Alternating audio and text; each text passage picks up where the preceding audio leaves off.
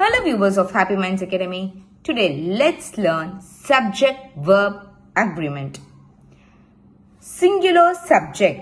For example, he, she uses singular verb. For example, he goes to school. Plural subject uses plural verb. Plural subject like they, we uses plural verb.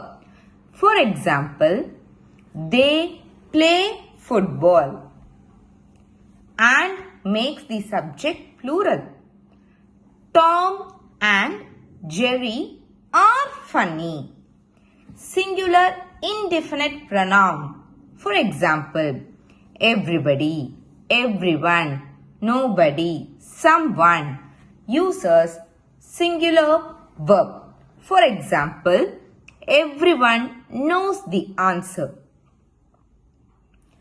Plural indefinite pronoun. For example, both. Few uses plural verb. Both are ready. To know more such details, please follow Happy Minds Academy channel.